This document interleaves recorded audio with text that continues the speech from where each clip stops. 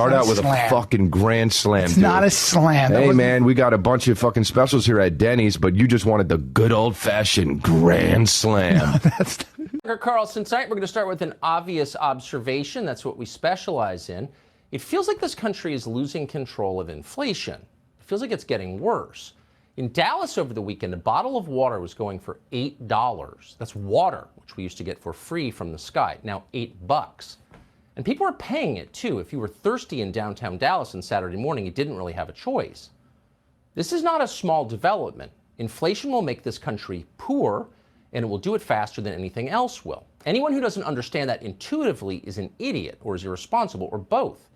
If you think COVID or climate change or police brutality or Iran is a bigger threat to the United States than the devaluation of the U.S. dollar, then you, by definition, should not be making meaningful decisions. You're a moron. So with that standard in mind, let's check in with our friends over at CNN to see what they're covering today on their news channel. Oh, it looks like they're planning a palace coup at the White House, just another day in Washington. Turns out CNN's researchers have discovered that Joe Biden is elderly and unpopular. Breaking news!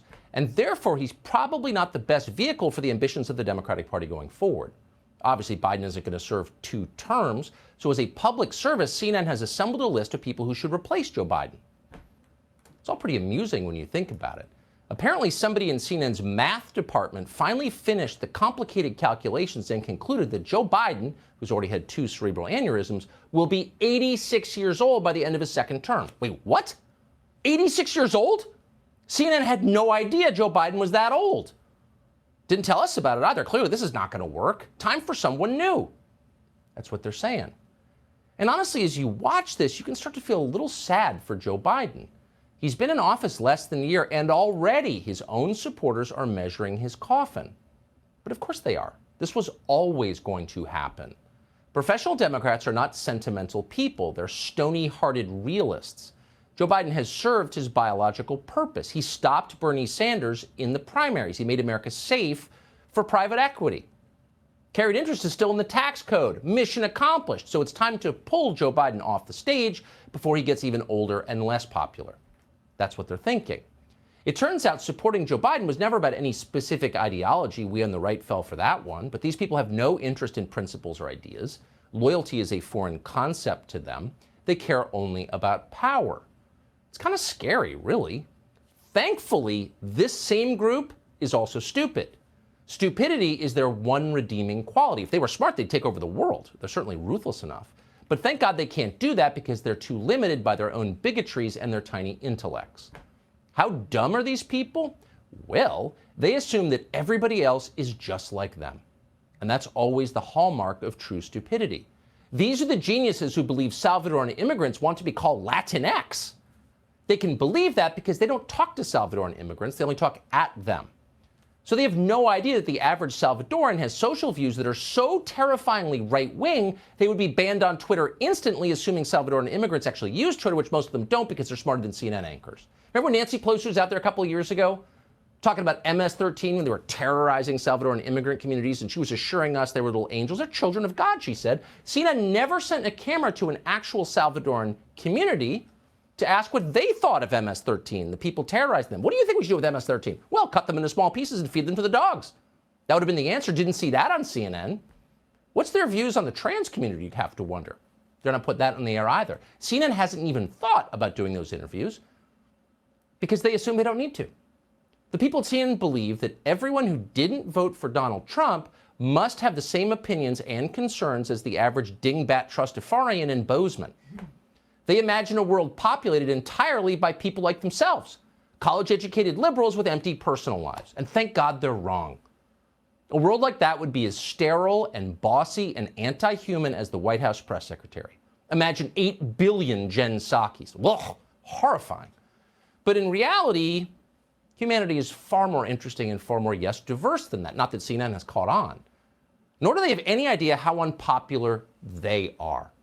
Most Americans are not racist, no matter what you might hear, but an awful lot of them secretly do hate the nasty, uptight, self-righteous, entitled white liberals who run CNN and people like them. If you were to ask your average Trump voter, who do you really dislike? No, not that anyone would ever ask them that because nobody cares what they think, but if you were, they'd probably say to the CNN camera crew, actually, I'm not mad at black people. I'm mad at you. Dislike of that group of people, the people who have all the power in this country, is probably the deepest well of prejudice in the United States. And of course, it's totally justified. Does CNN know that? No, of course they have no idea. Wait till you see their list of replacements for Joe Biden. Each one is tailor-made to appeal to the dingbat trustafarian in Bozeman and no one else. First on the list, of course, is Kamala Harris, and that makes sense. She's the vice president. The problem is nobody likes Kamala Harris. No one has ever liked Kamala Harris, from her earliest days on the playground to her high school years in Canada to right now, which is December 15, 2021. Why is Kamala Harris so unpopular? Because here's what she's like. And is that a socialist or progressive perspective? No. The value of educators when they had to bring their kids. It actually was Mike Pence on the debate stage, but Yeah. Not and said, "Where's Kamala?" And apparently they left me like a block behind. I'd fallen out the street.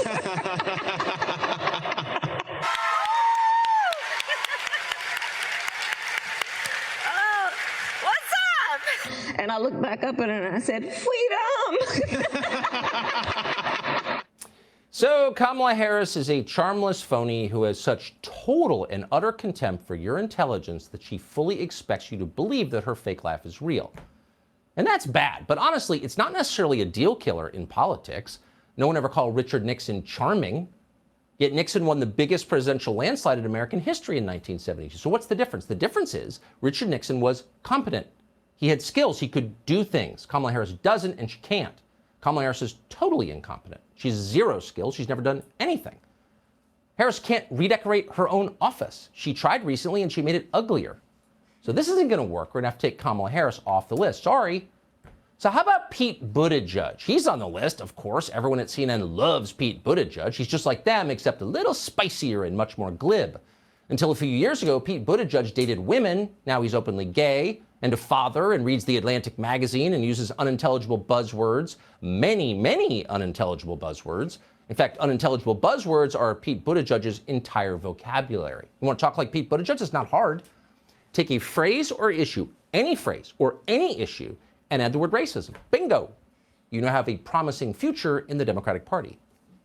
Do you think that people who support President Trump and his immigration policies are racist? Anyone who supports this is supporting racism. Our healthcare system is burdened by racism. We know that our housing is burdened by racism. Our schools are burdened by racism. Yes, the uniform is burdened by racism, but it goes far beyond that. It is a matter of concern for every American that we dismantle systemic racism before it ends the American project in our lifetime. Oh, and roads are racist too. Certain kinds of people love this. If CNN anchors could do science, which of course they can't, but if they could, Pete Buttigieg is the candidate they would create in their basement lab. Rhodes Scholar, McKinsey consultant, no actual achievements of any kind. Pete Buttigieg couldn't even run South Bend, Indiana. He tried, couldn't. And that's not really surprising. Buttigieg has never shown any interest in improving the lives of actual people. His only real skill is talking about himself. Every presidential election cycle, you see someone like this. Democratic candidates who are in effect media creations. The New York Times pretends they could actually get elected, but no. Every election cycle, the voters laugh at these people. Ask Beto. He's been there.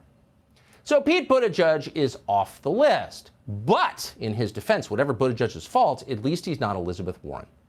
Elizabeth Warren is the candidate for voters who find Kamala Harris too authentic. Kamala's just too real for me. I'd rather have the manufactured version, someone who pretends to be, say, an American Indian. So if that's you, if that's what you're looking for, you're going to love Elizabeth Warren. Here she is drinking beer with the man she claims is her husband, just like a totally normal American. Totally normal. Watch this. Hold on a sec. I'm going to get me a beer. Hey, Robert, my husband Bruce is now in here.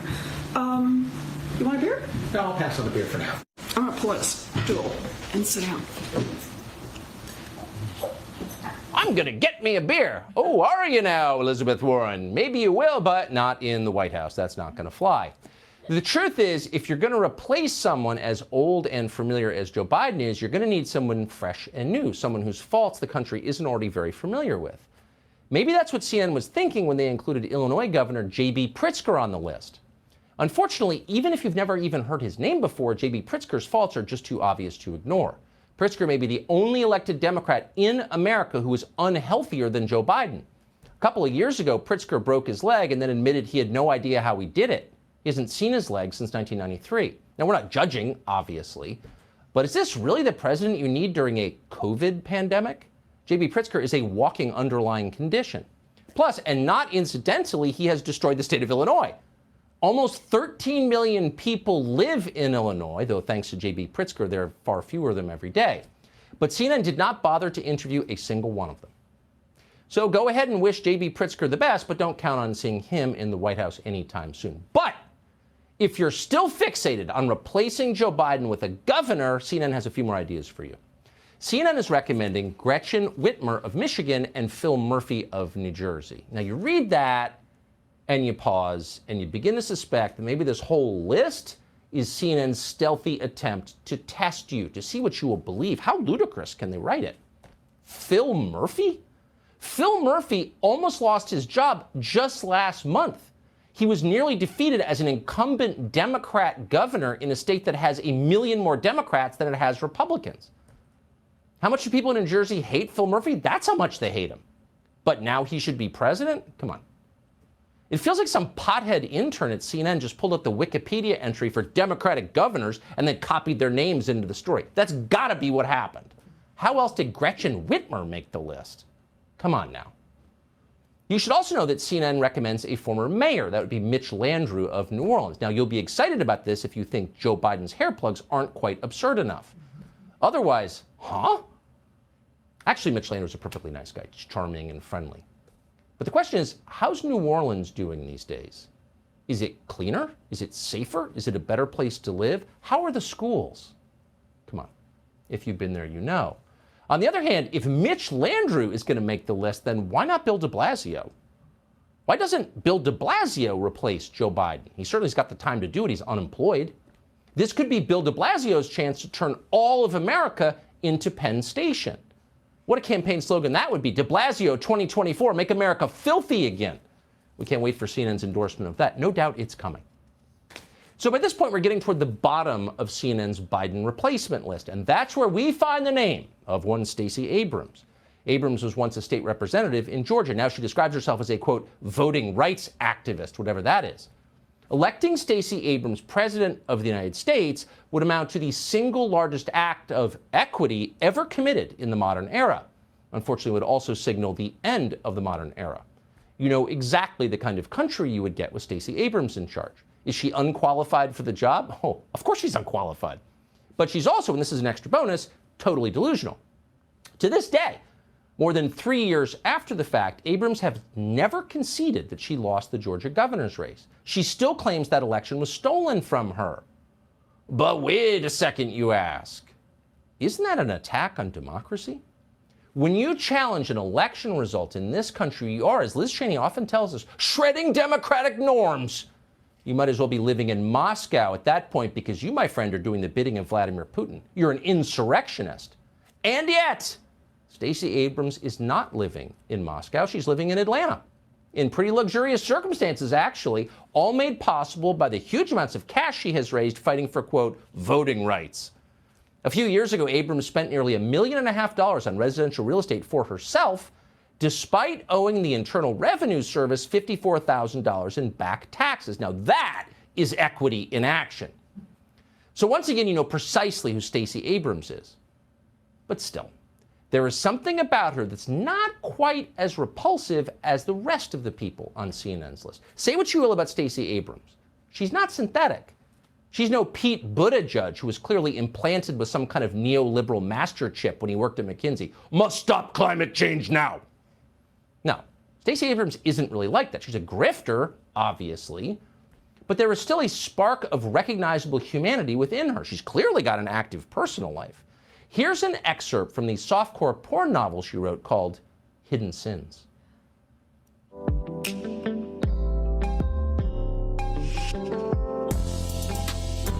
Their tongues tangled, danced, and she reveled in the movement. She splayed eager palms against his chest and tormented the flesh she found there. Too far away, she gripped his waist to pull him closer until she stood cradled between his hard thighs. That voiceover comes from our highly talented producer, Mr. Alex McCaskill. But imagine Stacey Abrams doing the same thing. Imagine Stacey Abrams standing on the west front of the Capitol building 3 years from now at her inauguration, reading her own words from Hidden Sins as she faces the slender but rigid Washington Monument. Somehow, strange as it sounds, we can imagine that. In fact, we can imagine it vividly. CNN would be thrilled by the whole thing, and we know for certain that Jeff Toobin would cover it. I'm Steve Ducey. I'm Brian Kilmeade. And I'm Ainsley Earhart. And click here.